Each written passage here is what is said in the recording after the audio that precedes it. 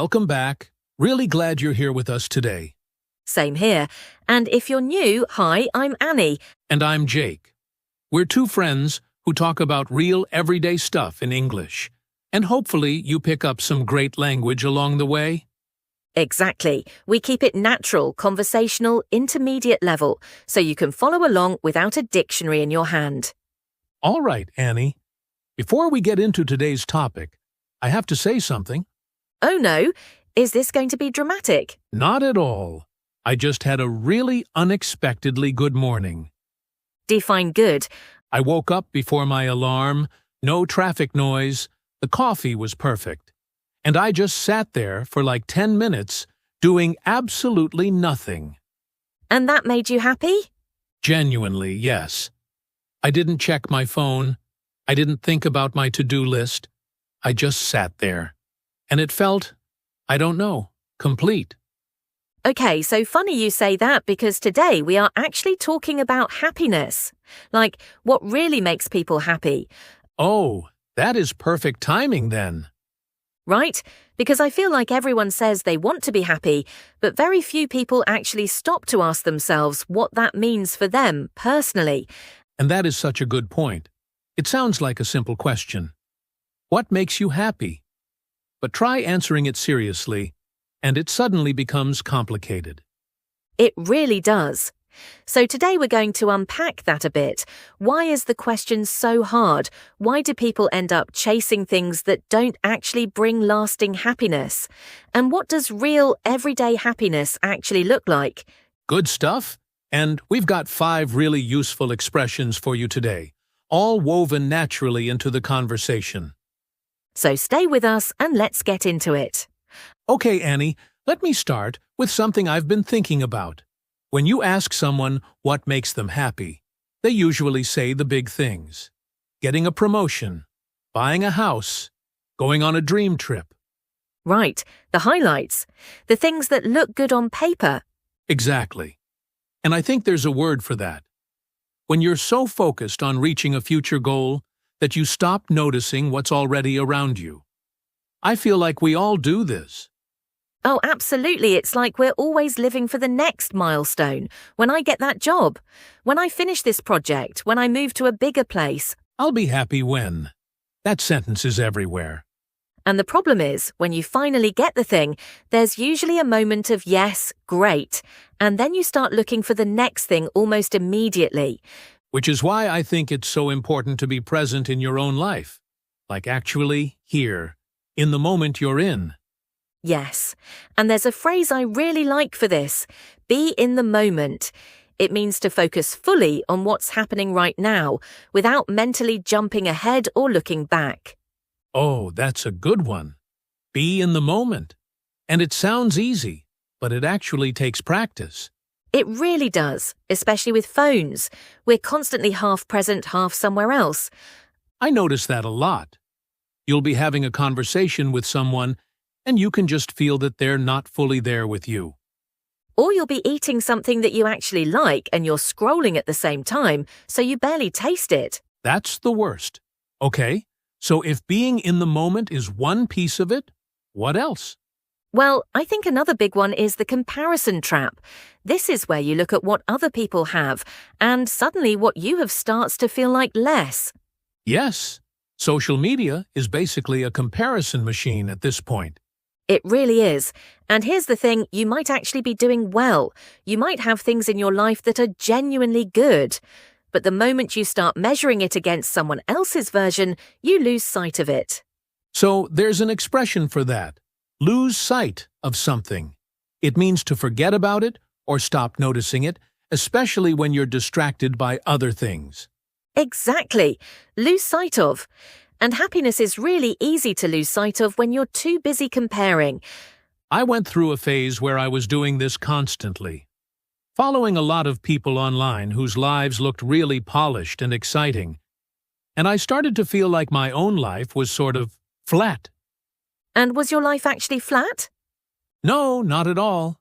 I just wasn't seeing it clearly anymore. That's such a common experience. The comparison doesn't even have to be with strangers. It can be with a colleague who got promoted or a friend who just got back from an amazing trip. And then you start to think, what am I doing? Why am I not further along?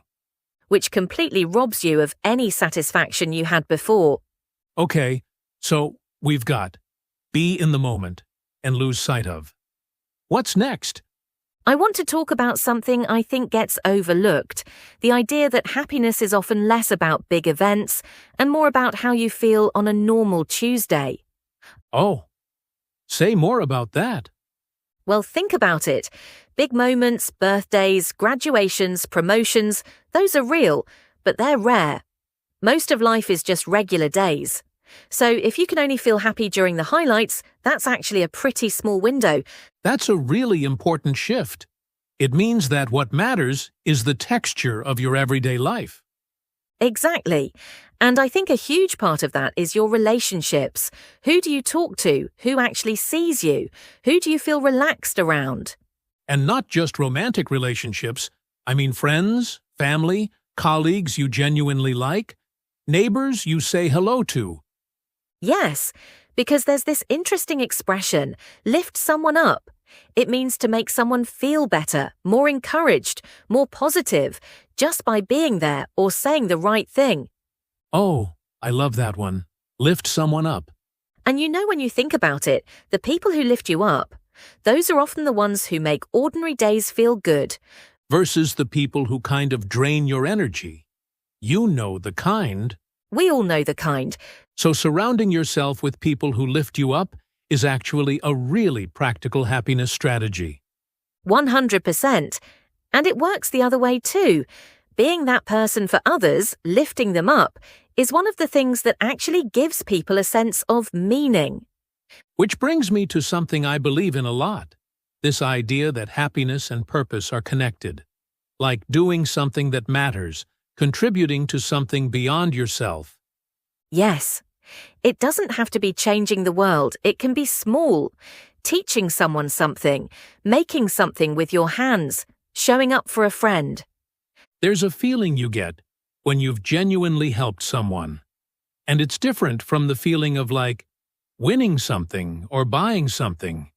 It stays longer. It really does. It has more weight to it. I think about this with work a lot, actually. Like, I've had jobs where I was doing okay, the salary was fine, no major complaints. But I felt hollow at the end of the day. Hollow is such a good word for that. Right? Because nothing was wrong exactly, but nothing felt meaningful either. I was just completing tasks. And then I shifted into something where I could see the impact of what I was doing, and the whole experience of work changed. That's fascinating. Because from the outside, those two versions of work might not look that different. Same desk, similar hours. Exactly, but one of them left me feeling empty and the other left me feeling like I'd actually done something. And I think a lot of people are living in that hollow space without quite knowing why. They have the job, the income, the lifestyle on paper, and they keep thinking, why don't I feel better? Because they're missing that sense of contribution, that feeling that what they do matters to someone, even just one person. I read something once, I don't remember where, but it said something like, the happiest people are often not the ones with the most. They're the ones with the clearest sense of why they're here. Oh, that's good. And I believe it. Because I've met people with very ordinary lives who radiate this kind of calm confidence. And then I've met people with incredibly impressive careers who seem constantly unsettled. Because achievement without meaning doesn't actually satisfy in the long run. It gives you a rush, and then the rush fades. And then you need the next achievement to feel okay again. That's not happiness. That's more like a habit that's hard to break. Very well put. Okay, so we've got purpose and meaning as a piece of it. What else feeds real happiness, do you think? Honestly, rest. Actual rest. Not the kind where you scroll on your phone for 2 hours and then wonder why you still feel tired. Oh, that kind of rest is the worst. You do it, you look up, an hour has passed, and you feel worse than before. Right. I mean the kind of rest where you genuinely step away, where you let your mind go quiet, where you stop performing for a little while. That's harder than it sounds for a lot of people, especially now, when being busy feels like a virtue. Yes, there's this culture where if you're not doing something, you feel guilty, like you're wasting time. I've been guilty of that. I'll have a free Saturday, and instead of just resting, I immediately fill it with things. Errands, plans, productivity. Because doing nothing feels uncomfortable, like you should always be optimizing. And the irony is, the people who never truly rest often become less effective, less creative, less present in everything they do. Rest isn't laziness. It's actually part of how humans work well. And when you're genuinely rested, everything feels a little lighter. You're more patient with people. You notice more. You enjoy things more. Which is, again, happiness. Not a big moment, just a version of yourself that's more awake to the life you're already living. Okay, I want to ask you something a bit personal, Jake. What's a moment from the past year or so that made you feel really, genuinely happy? That's a good question. Okay. So I have this friend who was going through a really hard time last year, and I just showed up. We talked for hours about nothing important, and also about everything important. And how did that feel? Like the most useful I'd felt in a long time. Like I was exactly where I was supposed to be. That's a beautiful answer. And you weren't on a vacation or celebrating something big. You were just present with someone who needed you. Exactly. It was a Tuesday, actually. See, a regular Tuesday. Okay. What about you? Mine's a bit smaller. I started doing this thing where I go for a walk in the evening without headphones. Just walking. That sounds terrifying. Right? At first it felt weird, like I kept reaching for my phone, but then I started just noticing things. The light changing, people walking their dogs, the sound of kids playing. And I started to feel settled. That's the only word I can find. Like everything slowed down and I was just a person in a world, which is actually fine. settled. I love that. Not ecstatic, not excited, just settled. And now I look forward to that walk. I actually protect it, like don't schedule anything near my evening walk. That's interesting because it connects to our last expression today. Make room for something. It means to intentionally create time or space for something in your life, to treat it as a priority. Exactly. Make room for. Because I think a lot of people know what makes them feel good, they just haven't made room for it. They keep saying, "Oh, I'll do it when things calm down." But things don't calm down on their own. No, you have to make room. That's an active thing. And when you do, those small things add up. The walk, the coffee, the conversation, the moment of just sitting there. That's what fills a life, not just the big wins. Okay. So let's do a quick recap, because I think we've covered a lot of really good ground today. Yes, we talked about why happiness is harder to define than it seems. Why chasing future milestones can make us miss what's already there. The danger of comparison and how it can make us lose sight of the good things we have. The importance of being in the moment, especially on ordinary days. How the people who lift us up make a real difference to our everyday happiness. And the idea of making room for the small things that genuinely recharge you. All of that adds up to something. It does. Okay, let's do the vocab recap before we go. So today we had 5 phrases. Let's go through them one more time. First, be in the moment. Focus fully on what's happening right now. Stop mentally jumping ahead or looking back. Like, it's hard to be in the moment when your phone is always in your hand. Exactly. Second, lose sight of. To forget about something or stop noticing it, usually because you're distracted by other things. We can lose sight of how good our own lives are when we're always comparing. Third, lift someone up. To make someone feel more encouraged, more positive, just through your presence or words. A good friend doesn't have to say anything perfect. They just lift you up by being there. Fourth, make room for.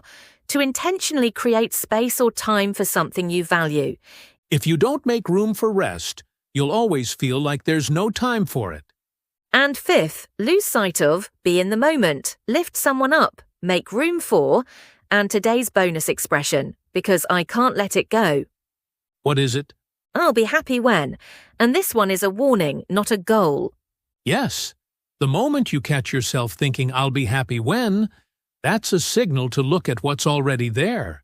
Because happiness isn't waiting somewhere ahead of you. A lot of it is happening right now if you're paying attention. Really well said. All right, that's our episode for today. If something we talked about landed with you, we'd love to hear it. Leave us a comment and tell us what's one small thing that genuinely makes you happy. Something regular, something yours. And if you've been listening for a while, thank you. Seriously, you being here means something to us. Subscribe if you haven't already, and we'll see you in the next episode. Take care of your English and take care of yourself. Bye, everyone.